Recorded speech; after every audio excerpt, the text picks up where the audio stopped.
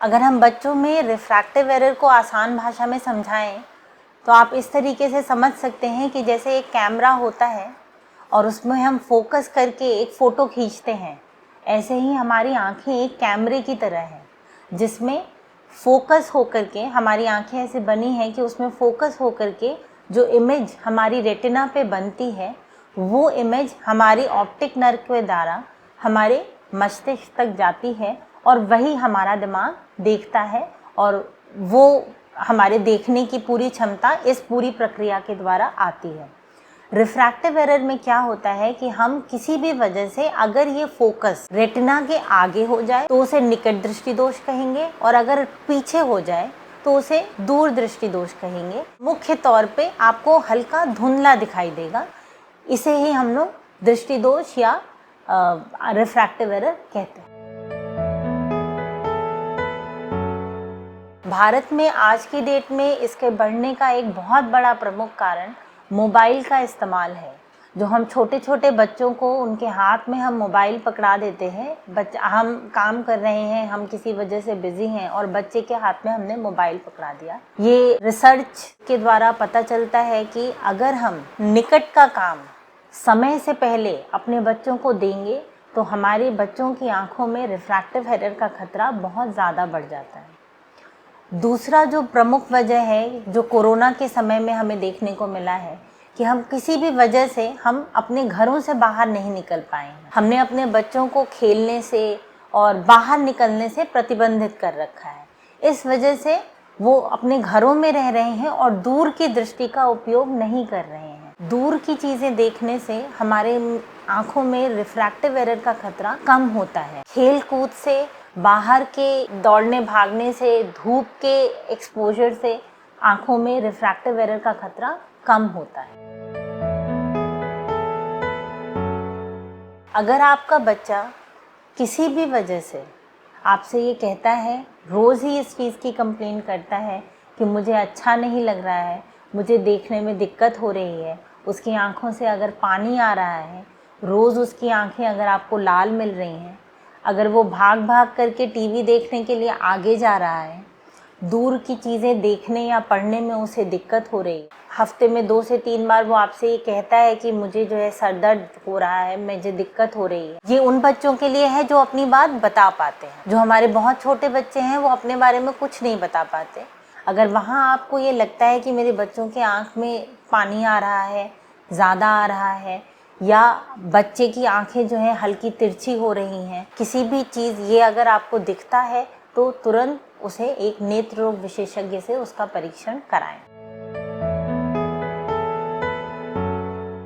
Doctor को दिखाने के लिए आपकी जो सही उम्र होती है, जब आपका बच्चा 6 महीने के आसपास हो तो उसे ज़रूर एक बार डॉक्टर को दिखाएं, क्योंकि आँखों की कुछ ऐसी बीमारियां हैं जिसमें पर्दा जो है बच्चा उसके बारे में नहीं बता पाता, तो वो बीमारियां भी इस जांच के द्वारा देखी जा सकती हैं और अगर किसी भी तरीके का रिफ्रैक्टिव एरर है तो वो भी पकड़ा जा सकता है। फिर जब आपका बच्चा 3 साल का हो तो उसे एक बार आँखों के डॉक्टर को ज़रूर दिखाएं। उसके बाद जब बच्चा बड़ा हो जाता है तो नॉर्मली ये बच्चे बोलने लगते हैं, बताने लगते हैं। तो जैसे मैंने पहले बोला कि वो अगर आपको इन चीज़ों की शिकायत करते हैं या आप ये नोटिस करते हैं कि हमारा बच्चा दूर की चीज़ें नहीं देख पा रहा, स्कूल से शिकायत आ रही है कि आपका बच्चा ब्लैक बोर्ड से चीज़ें सही नहीं उतार पा रहा, वो लिखते वक्त बहुत पास में जाके लिख रहा है या उसको लिखते वक्त आंखों से पानी आ रहा है, इन सब चीज़ों पे उसे डॉक्टर को ज़रूर दिखाएं। 6 महीने और 3 साल की उम्र एक ऐसी है जिस पे अपने बच्चे को हर माँ बाप को एक बार नेत्र रोग विशेषज्ञ को ज़रूर दिखा लेना चाहिए, चाहे उन्हें कोई भी समस्या महसूस हो चाहे ना हो। इसी तरीके से आजकल हम लोग स्कूलों में स्क्रीनिंग कैंप्स करते हैं ये देखने के लिए कि कुछ बच्चे होते हैं वो बहुत बड़े होने पे भी कोई शिकायत नहीं करते, खासकर वो बच्चे जिनकी एक आंख से तो उन्हें अच्छा दिख रहा होता है और दूसरी आंख में कहीं रोशनी की कमी होती है, बट वो ये बात बता नहीं पा रहे होते। तो स्कूलों में जो हम स्क्रीनिंग कैंप्स करते हैं वो इसी वजह से करते हैं क्योंकि ये जो उम्र होती है जो छोटे बच्चों की होती है 6 से 7 साल, इस उम्र में हम इन बच्चों की मदद कर पाते हैं रोशनी बढ़ाने का, मतलब हम इलाज कर पाते हैं। क्योंकि अगर ये समस्या हमें बहुत बाद में पता चलती है, जब वो बड़े हो जाते हैं जैसे 13-14 साल के या 17 साल के, इस चीज़ों का इलाज संभव नहीं है क्योंकि ये कीमती समय जो हमें चाहिए होता है वो तब तक बीत चुका होता है। अगर बच्चा कोई समस्या कहता है तो ज़रूर दिखाएं, और बच्चा नहीं कहता है तो 6 महीने और 3 साल पे एक बार ज़रूर दिखाएं। इसके अलावा अगर आपको रिफ्रैक्टिव एरर आया है, आपको उसका वो दिया गया है, तो इनिशियली पहली बार हम लोग 6 महीने पे देखते हैं। 6 महीने पे भी अगर हमें ये मिलता है कि आपकी आंखें सही हैं, इनमें कोई भी दोष नहीं है, कुछ भी बढ़ा नहीं है, तो फिर हमारा अगला परामर्श जो होता है वो 1 साल बाद होता है। तो 1 साल पे वार्षिक रूप से अपनी आंखों की नियमित जांच कराते रहें, तो उससे आपको रिफ्रैक्टिव एरर्स जो हैं इनमें आपको बहुत ज़्यादा कंट्रोल मिल जाएगा। आज की डेट में मोबाइल का इस्तेमाल सिर्फ उतना ही करें जितना आपके लिए ज़रूरी हो, तो शायद आप अपना रिफ्रैक्टिव एरर है उसको बहुत अच्छा कंट्रोल कर पाएंगे। रिफ्रैक्टिव एरर का प्रमुख इलाज जो है वो हम लोग चश्मे के द्वारा करते हैं, और बाकी की जो सावधानियां और चीज़ें हम लोग बताते हैं वो ये इसलिए बताते हैं ताकि जो ये आपका रिफ्रैक्टिव एरर है ये बढ़े नहीं। हम ये तो नहीं कह पाएंगे कि आप उसे बहुत ज़्यादा रोक सकते हैं, लेकिन अगर आप चश्मा नहीं लगाएंगे तो ये ज़रूर कहा जा सकता है कि आपका रिफ्रैक्टिव एरर जो है वो कंट्रोल नहीं होगा। तो चश्मा जो है नियमित रूप से लगाएं। अगर आपका कोई भी दृष्टि दोष आपको बताया गया है तो उसमें चश्मे का इस्तेमाल ज़रूर करें। आजकल हम लोगों के पास कुछ ऐसी दवाइयाँ भी हैं जिनका इस्तेमाल डॉक्टर अपने परीक्षण के बाद, अगर उन्हें ये मिलता है कि चीज़ें बढ़ रही हैं, तो उन दवाइयों का इस्तेमाल करके हम उनको रोक सकते हैं। ये दवाइयाँ हमेशा किसी नेत्र रोग विशेषज्ञ के साथ परामर्श करने के बाद ही लें और उसका इस्तेमाल करें। इससे डरने की बिल्कुल भी ज़रूरत नहीं है। यह कोई ऐसी बीमारी नहीं है, लेकिन हाँ, इस बीमारी में आप बचाव कर सकते हैं। अपने बच्चों को उनके हाथों में मोबाइल ना पकड़ाएं। यह एक बहुत बड़ा बचाव है जो आप कर सकते हैं आगे आने वाली जनरेशन्स में, कि आप उनको अगर मोबाइल उनके हाथ में 1 घंटे से ज़्यादा की उनको ज़रूरत नहीं होती मोबाइल की, बस उससे ज़्यादा उनके हाथों में मोबाइल ना दें। ये अगर आप करेंगे तो आप आगे आने वाली जो हमारी पीढ़ी है उसको एक बहुत बड़ा वरदान देके जाएंगे। ये बीमारी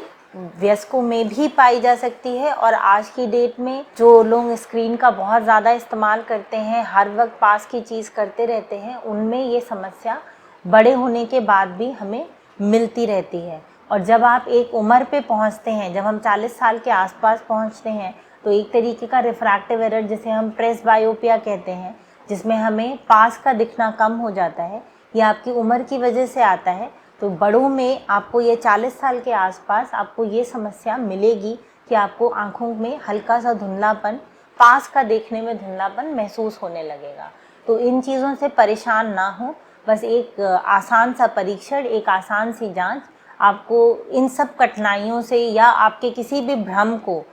कि मुझे कोई बीमारी तो नहीं हो गई, ये इन चीज़ों को आप आराम से रूल आउट कर सकते हैं, और बहुत सिंपल एक चश्मे के द्वारा इन चीज़ों का इलाज किया जा सकता है। अगर निकट दृष्टि दोष आपका बहुत ज़्यादा है, जिसे हम मायोपिया कहते हैं, तो आज की डेट में जब बच्चे मोबाइल का बहुत ज़्यादा इस्तेमाल करते हैं, इन केसेस में हमारे पास निकट दृष्टि दोष के मरीज़ बहुत ज़्यादा आते हैं। ये मायोपिया अगर -6 डायोप्टर्स से ऊपर के मरीज़ों में का नंबर के साथ हमें मिलने लगता है, तो ये एक बीमारी की तरह से हम लोग इसको ट्रीट करते हैं। अगर मायोपिया को सही तरीके से नियंत्रित ना किया जाए तो ये दृष्टिहीनता भी कर सकता है। तो अपनी आँखों को जो है स्वस्थ रखने के लिए एक नियमित परीक्षण और अपनी अच्छी आदतों का पालन करें, जैसे बाहर टहलना, धूप की रोशनी का अपने शरीर पे थोड़ी देर पड़ते रहने देना, थोड़ा शारीरिक श्रम करना। ये सब चीज़ों से आप अपनी आँखों में रिफ्रैक्टिव एरर का खतरा कम कर सकते हैं।